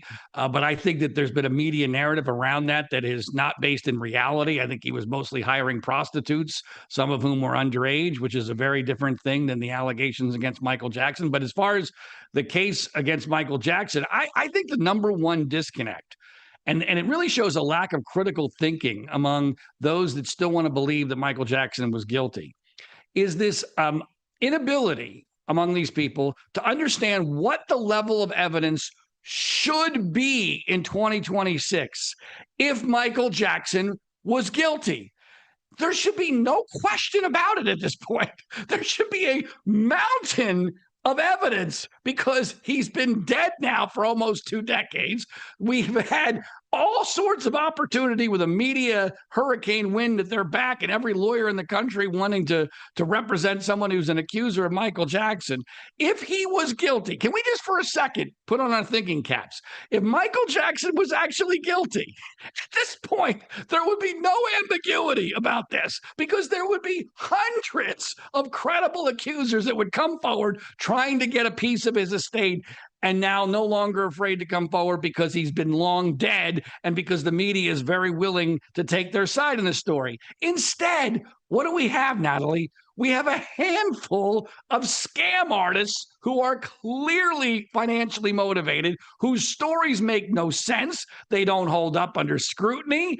I mean, the Leaving Neverland, quote unquote, documentary was debunked in every possible way. I was a big part of that. I played a pretty significant role in debunking a lot of what was in Leaving Neverland. Those two accusers, Wade Robson and James Safechuck, are total, complete frauds. I feel totally comfortable saying that. They are lying. In fact, I think a strong case has been made that they know they're lying. There are clips from that film where they're clearly holding back laughter because they can't believe people are believing them. I mean, and yet, so no one wants to think this through, especially the critics of Michael Jackson, and think, okay, what level of evidence, when you have this kind of scrutiny, a massive FBI investigation, a criminal trial? By the way, why no civil trials at this point, Natalie? Why have we never to this point had a civil trial involving Michael Jackson facing allegations of child sex abuse? It would be the easiest thing in the world to do. Not one. Now, we might get one with Robson and Safechuck, and I'm hopeful that the justice will prevail there. But the reality is he's been dead now for almost 2 decades. When he was alive and after his death, not one civil trial. This is completely contradictory to what we should be expecting if Michael Jackson was really what we were told that he is, this serial pedophile who would have had hundreds of victims. And instead, many of the so-called victims that the critics of Michael Jackson want to believe were victims, people like Macaulay Culkin and Brett Barnes, are very strongly supportive of Michael Jackson and say this is a BS narrative. So that's my major point in all this. Think about this logically, folks. When you have someone of that level of celebrity with that much money at stake, there should be massive amounts of evidence at this point. And instead, there's nothing but a little bit of smoke motivated by financial gain. Right. So the case that Robson and Safechuck are making are that they were victims of a trafficking ring and that Michael Jackson would host these meet and greets with children and then sort of draw them into his world, when the evidence for both of them shows that their mothers, they were dance boys. So boys who are made stars in their home dance studio and then are very used to being up and comers. And their mothers had both been very aggressive at creating a relationship with Michael Jackson. Michael Jackson did not try to draw them in. And so that is just one of many pieces that falls through of their stories. Can you go through a few others from Leaving Neverland? Well, what you just said is really important because it shows how their entire case is reverse engineered. Mm-hmm. Because the reason why they're doing this sex trafficking claim is that the statute of limitations ran out. Yes. And so they need a legal avenue to be able to get this into court. And in order to get that legal avenue, they have concocted this entirely new narrative, which is, as you've already implied, based in a fantasy. I mean, the reality is that Michael Jackson, here's the real world of Michael Jackson, Wade Robson, and James Safechuck. And I've had a long conversation with Brian Friedman, one of the Michael Jackson estate attorneys, who I think is actually relevant to other parts of what's going on publicly here, and about this, because after Leaving Neverland, he and a couple of other Jackson attorneys wanted to have lunch with me. And I gave Brian Friedman, Jackson attorney, estate attorney, this assessment of what really happened here. I believe that Michael Jackson was the greatest thing that ever happened to Wade Robson and James Safechuck. He made their childhoods almost magical. In fact, probably were magical at times, beyond any kid's wildest dreams. He made Wade Robson a celebrity. It was the best moments of James Safechuck's life. But then they became adults and Michael Jackson died. And now all of a sudden they have to live a boring life as an adult with no connection to this massive celebrity of Michael Jackson. And now they have to live with their crappy life that's nothing in comparison to what it was when they were a child in the glow of Michael Jackson. And weirdly, I actually think they have taken it out on Michael Jackson. I think that they have punished Michael Jackson for setting themselves up for a life of boredom and disappointment. And that is part of how they justify this BS lawsuit, which it makes no sense legally, and from a factual perspective is absurd. Wade Robson, I could talk for hours about what a fraud Wade Robson is, but here's all you need. Make sure that you include the fact that he dated Michael Jackson's niece for 8 years and cheated on her with Britney Spears. And I played a fairly significant role in that becoming public. I'm the one that interviewed Brandy Jackson for Mediaite. And to me, it sounds like you understand where I'm going with this. To me, this was a smoking gun that Leaving Neverland is a joke, because how do you leave out, if you're a remotely credible documentary, how do you leave out the fact that your star, Wade Robson, dated Michael Jackson's niece for many years during critical teenage years, because Michael Jackson set the two of them up together? How do you ignore that? That's not relevant to the allegation that somehow at the same time period Michael Jackson was sexually abusing Wade Robson. And oh, by the way, I think it goes even further, because we've been told that when you are, and I understand this, I'm not objecting to this, but this is a big part of the narrative, that when you are sexually abused as a young boy, it destroys you from a self-confidence perspective. It destroys you sexually. There's all sorts of damage. I have no problem believing any of that. Then how do you wash that with the fact that Wade Robson ended up cheating on Brandy Jackson with Britney Spears while she was dating Justin Timberlake. Yeah. How does that fit with the narrative of what happens to a young boy when he's sexually molested by a man? I'm sorry, it doesn't, especially when Wade Robson ends up as a pseudo celebrity, as an adult, testifying at Michael Jackson's trial unambiguously that he was never abused by Jackson and that Jackson was the greatest thing that ever happened to him, something he reiterated many times publicly, including when Michael Jackson died. He wrote a chapter in a book that praised Michael Jackson up and down after Michael Jackson died. It all shifted when after Jackson died, and his connection, this goes back to my theory to Brian Friedman, after Jackson dies, his connection to the estate is severed, and he doesn't realize that until he wants the job as the choreographer for this Michael Jackson Cirque du Soleil show, and he doesn't get the gig. And at that point, he realizes, oh, crap, I have no connection to Michael Jackson anymore. The gravy train is over. And now, I'm left with nothing.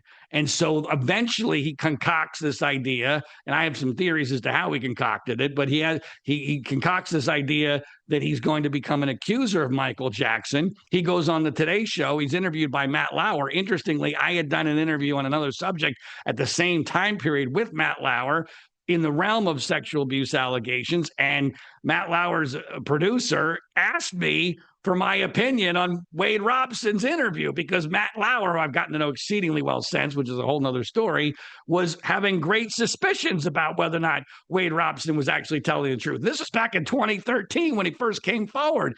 And then in Leaving Neverland, we find out all sorts of other things that go into the weeds on his story that are inconsistent, make no sense. The mother, to me, one of the most amazing things that happened in the aftermath of Leaving Neverland is that the mother, who, as you already said, was a key part of forging this relationship with Michael Jackson. Yes. After Leaving Neverland comes out, we discover, and Michael Jackson fans are amazing at doing these kinds of investigations, we discover that his mother had been liking posts on Facebook that were pro-Michael Jackson for years after Wade Robson had come forward. But here's the most interesting thing, Natalie. Not only had she been liking these very pro-Michael Jackson posts, the moment that I went forward publicly and exposed this, all of a sudden, the likes disappeared. So she knew that this was a problem, and she went back into Facebook and unliked all the Michael Jackson posts that she had been liking years after her son had come forward as an accuser of Michael Jackson. There's a mountain of evidence that Wade Robson and James Safechuck are completely lying frauds who are out for money. That's it. If I may inject two other pieces that, in my mind, are incredibly important with this narrative that you just presented, that the Robsons benefited from a continued relationship with Michael Jackson, and they didn't know how to keep that going after his death. The first is Wade Robson tried continuously to have his wedding at Neverland, and he was asking during the trial, and Michael's people are like, not a good time, dude. We're kind of on trial. It's a bad time. And he kept coming like, yes, I'm so sorry he's on trial for sexual assault, but can I have my wedding there? Now, if you're trying to make the romantic commitment of your life, would you do it in a place that you had been sexually assaulted? Just that doesn't ring true to me. Second bit is that after Michael Jackson died, Wade Robson's mother called one of Michael's nephews and said, I would like custody of the Jackson children. I'm really worried about them. I think they should be with me. That's weird. That there was no indication that the kids were not okay with Catherine Jackson. She was like, I think that she was just continuously trying to insert herself into the Jackson narrative. What business does she have asking for custody of the 3 Jackson minor children? That's crazy bananas. It is, and I think it goes to this narrative of the desperation in the Robson camp that they had hooked their trailer to Michael Jackson, and realizing after he's dead, oh my gosh, this is all gone now. There is no connection to any of this. and it was already fading before that. So that's what happens when you are desperate. Crazy people do crazy things, and it's completely and totally inconsistent with an allegation of abuse. But the critics of Michael Jackson, they have this incredible block. And I honestly don't know, Natalie, is it because it's in their self-interest because of ratings and other elements that have broken the media?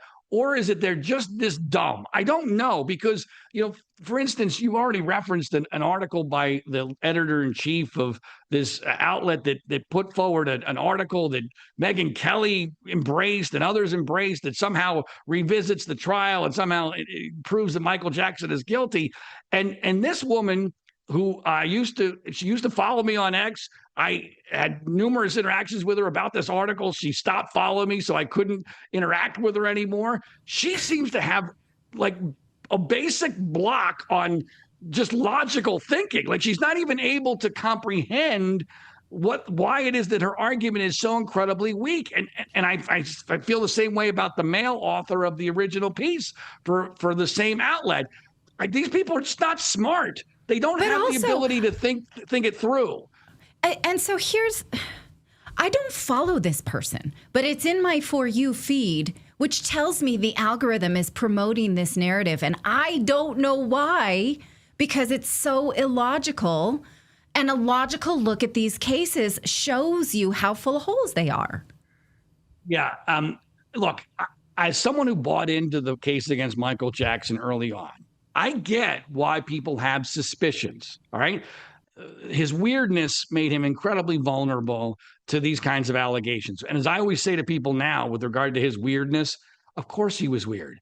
He was one of the most famous, talented, and richest people on the planet, and he had no childhood.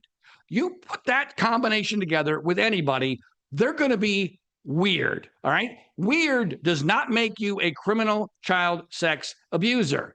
And right, yes, and I just must interject because I, too, was raised a Jehovah's Witness, like Michael Jackson. It's very hard to know how to be in the world when you are no longer a Jehovah's Witness. You don't know how to fit into certain, I still am figuring out how to celebrate Christmas. It's not, so I just want to give him that little benefit of the doubt, because it's really tough to reintegrate.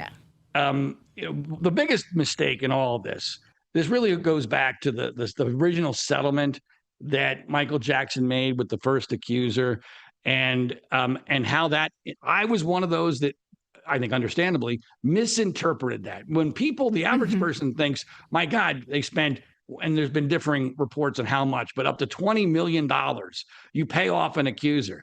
To the average person, they go, how in the world could that possibly be consistent with innocence? I get that.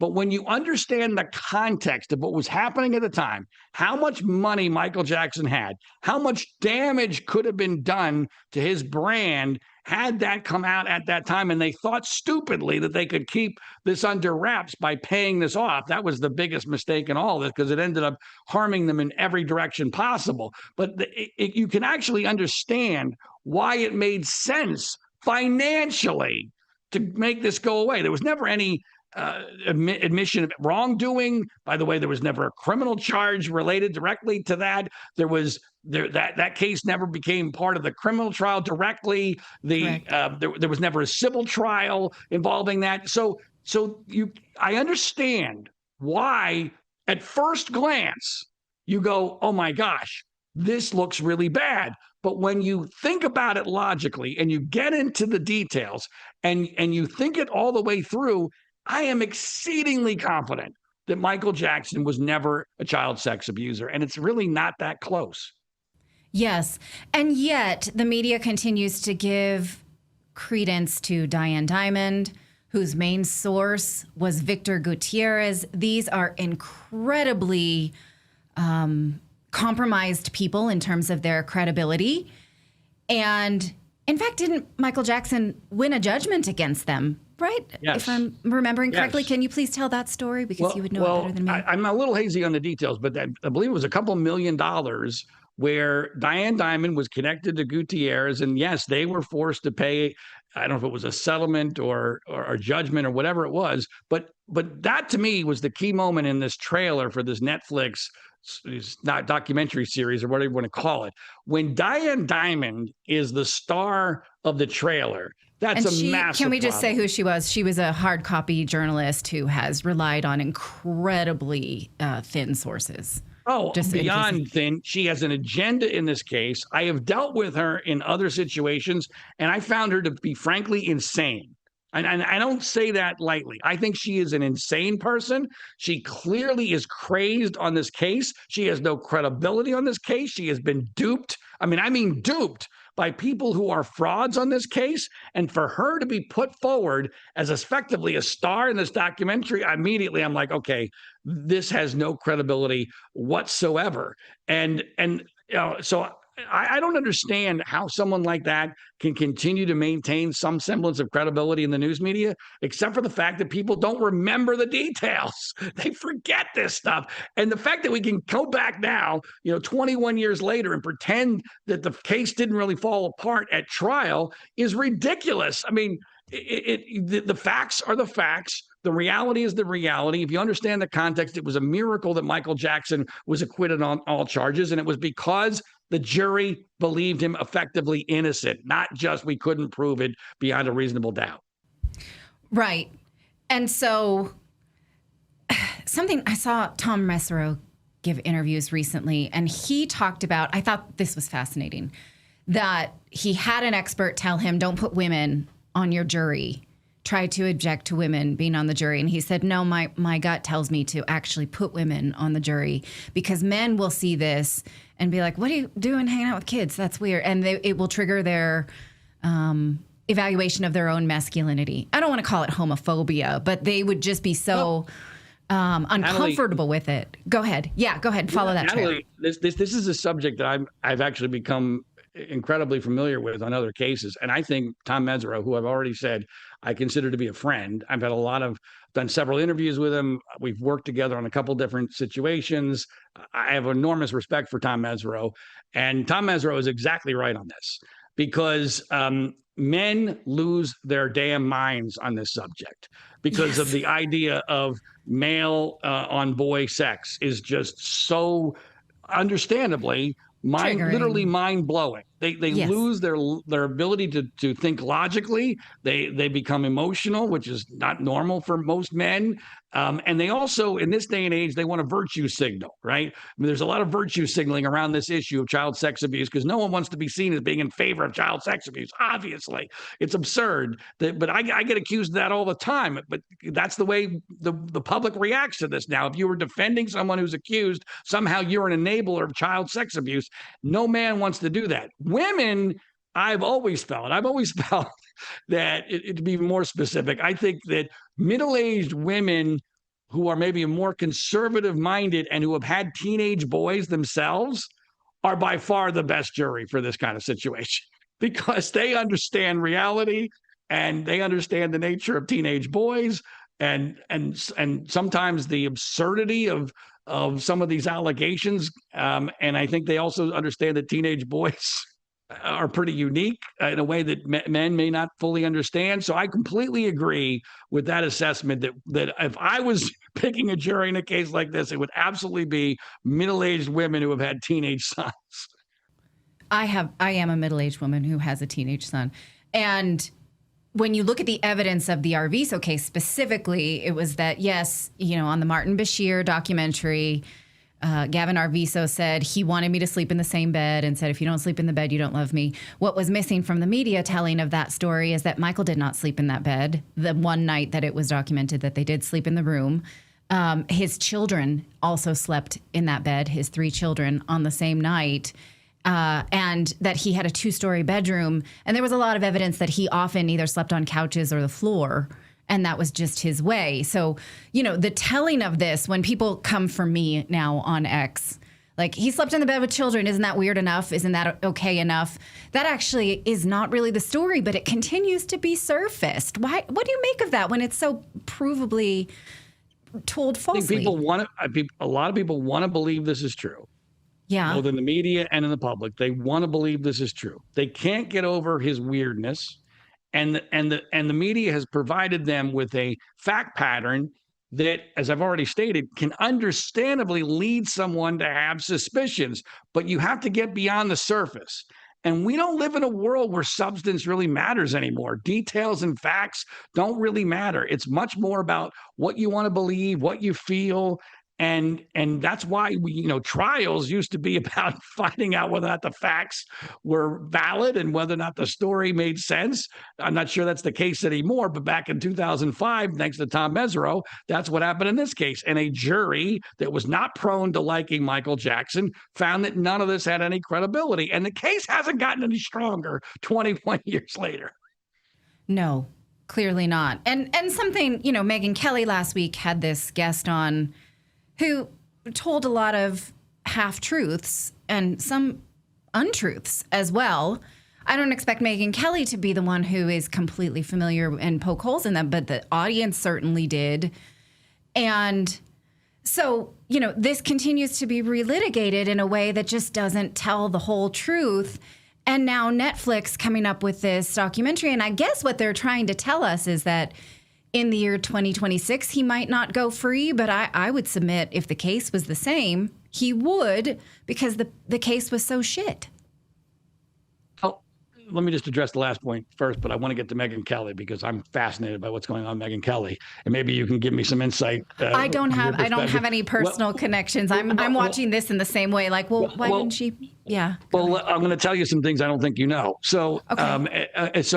But to answer your last question first, I actually do think that Michael Jackson would have a tough time being acquitted in 2026 because I think we have changed subconsciously the rules for evaluating these cases so dramatically in the last 21 years that it would be not impossible, but it would be more difficult. I really do believe that. Well, the Bill Cosby case is one. Yeah, I mean, so there were many cases where the burden of proof, the standard of evidence has gone way down. And I think Me Too played a role in that. But anyway, that's a separate issue. Megyn Kelly fascinates me. And I'm someone who used to really like Megyn Kelly. I think I was on her show on Fox News Channel one time, and she seemed to like me. But she's a very smart, very attractive woman with a remarkable history. But she has really frustrated me in recent years on a whole number of issues. But this one really baffles me because I mentioned Brian Friedman previously. So Brian Friedman, saw my work on the Michael Jackson case, asked me to lunch. He asked me to do a few, go down a few rabbit holes for him. In the process of that, he told me that his client was going to publicly defend Michael Jackson against Leaving Neverland. That client was Megyn Kelly. Now, Brian Friedman is still, to my knowledge, working on the Michael Jackson estate and is still, to my knowledge, Megyn Kelly's attorney. So how in the world, this is baffling to me that Megyn Kelly would defend Michael Jackson against Leaving Neverland, but now buys in to these most recent stories and most recent revisionist history in a way that makes absolutely no sense to me. I don't know whether or not she and Friedman had a falling out. Is it possible Friedman and the Jackson estate had a falling out? I don't know. But it makes no sense logically. It makes no sense from a fact-based perspective. And it makes no sense from the personal relationship and connection perspective because it was the connection with Brian Friedman, the lawyer, very famous lawyer here in Los Angeles, that was why Megyn Kelly became a Michael Jackson defender to begin with. So I'm completely baffled, Natalie, as to what's going on with Megyn Kelly. Well, she did a great piece with the lawyer who was misquoted. Is that Brian Friedman in Leaving Neverland? The one who says, we're going to come down on you? Who am I thinking of? That's Mark Garagos. Right. So he was on her show recently, and I thought that was a fantastic piece. Most of what she did recently, it was her guest that had presented. Yeah, but the reason, first of all, when you have a guest on, especially when you don't attack them, you're essentially vouching for them. You're giving them a softball treatment because you want their story to be heard by your audience, and that's what she did most recently. And Mark Garagos is a lot like Megyn Kelly, all over the map on this case. I mean, so I don't trust Mark Garagos at all. Maybe Mark Garagos has gotten into Megyn Kelly's head. I don't know, but Mark Garagos is no longer a trustworthy or credible person in this case, in my opinion. Okay. And one of the things that she went so hard on recently that a lot of the Michael Jackson communities are standing up for is the books, that there were these books that were found in Michael Jackson's book cabinet and that they are NAMBLA sponsored books. But I believe the evidence shows that his fingerprints were not on the inside and they were not like shown to the children and that they were a gift from a fan. So can you debunk the bit about the books?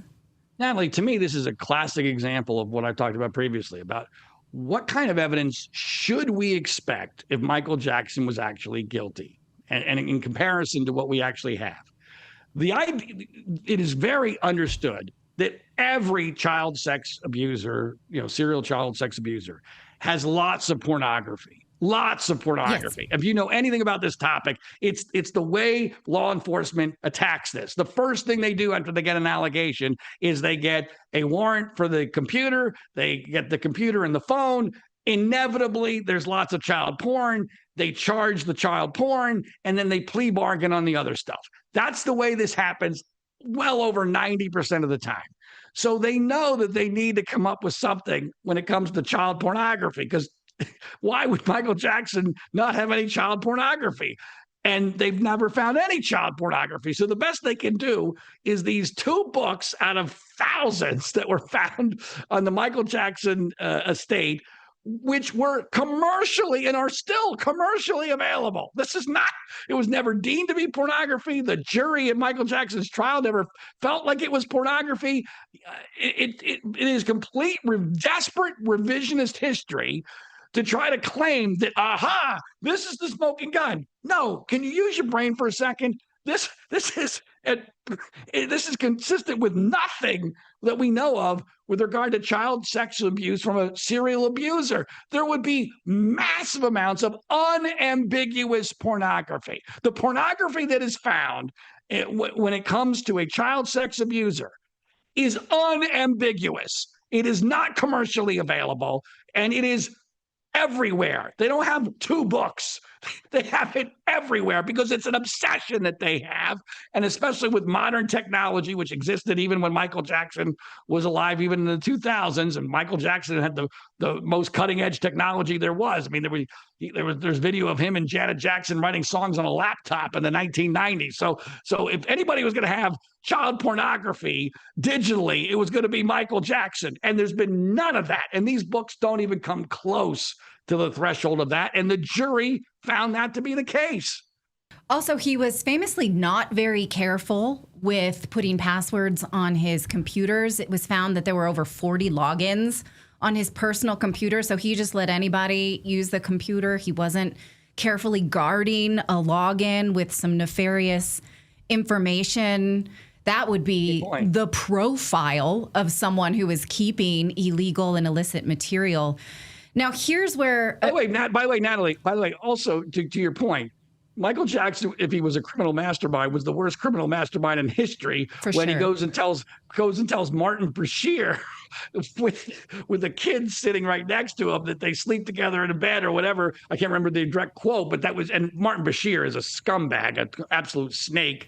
And I think one of the people that should not be taken seriously. What he did to Princess Diana should forever discredit everything he's ever done, including the Michael Jackson interview. But the point is that Michael Jackson did lots of things that were completely inconsistent with someone who was trying to hide the fact that he was a child sex abuser. Right. Now, here's a conspiracy. I've never followed it. It's just something that I'm thinking about, so I don't know.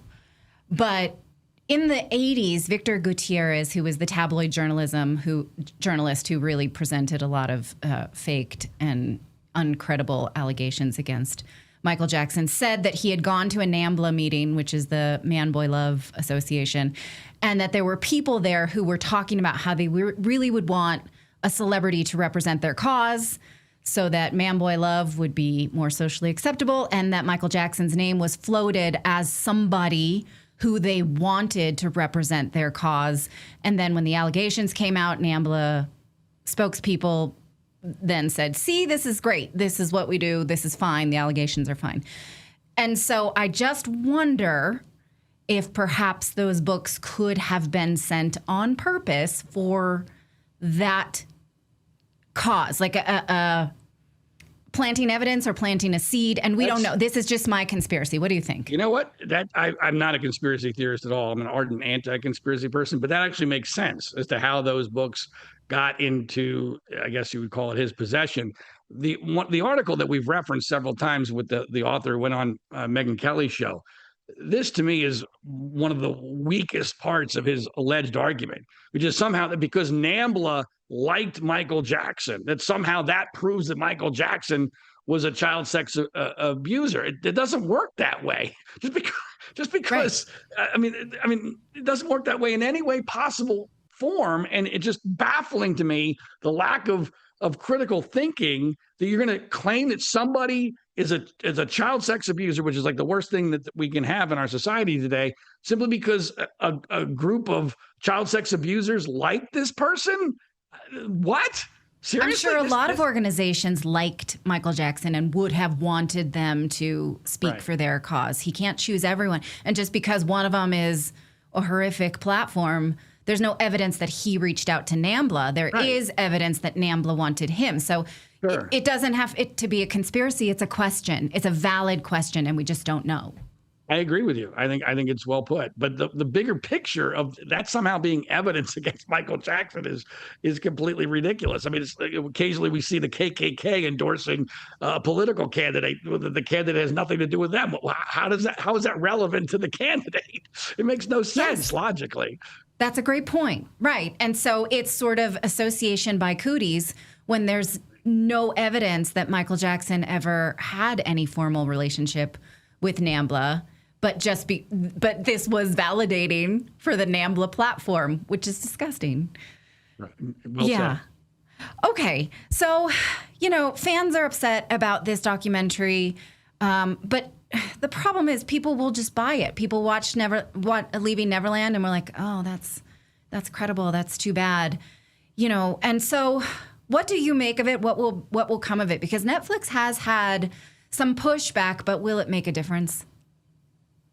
Somewhat optimistic, Natalie, because of the success of the biopic. See, Leaving Neverland hit Michael Jackson at a very vulnerable time period. He had been long dead. Yes. It was the height of Me Too. Right. And so there was a whole series of things that were going on at that time. My Alexa just went off because I talked about Leaving Neverland. I have no idea how that happened. Alexa, not you.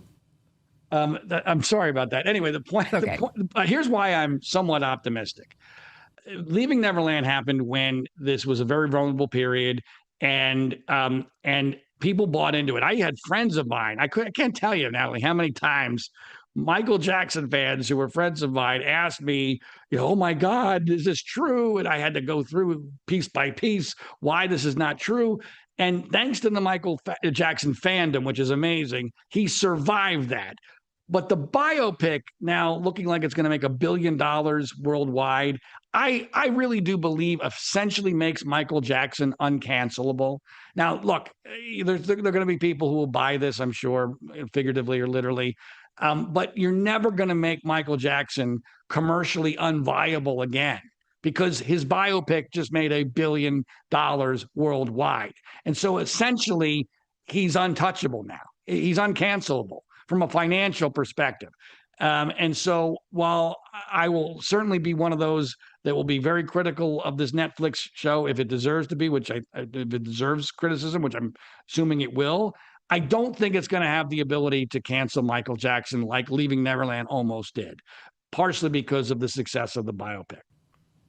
Well, I really appreciate your context on this. And when it comes out on Wednesday, I don't know if I can stomach it. So maybe I'll just ask you to watch it. I probably will. I don't know. What do you think? Are you going to watch it? I will. I'm sure I will watch it, if only because I feel obligated to do so. But after I do, if you want me to tell you how bad it was, I'm happy to do that as well. Yeah, maybe we can take notes together. Okay. Follow John Ziegler at Zygmunt Freud on X and other platforms. And also my podcast is The Death of Journalism. Oh, great. Okay. It's been a real pleasure to meet you for the first time. I hope you'll come back on Redacted. Anytime, Natalie. Thank you.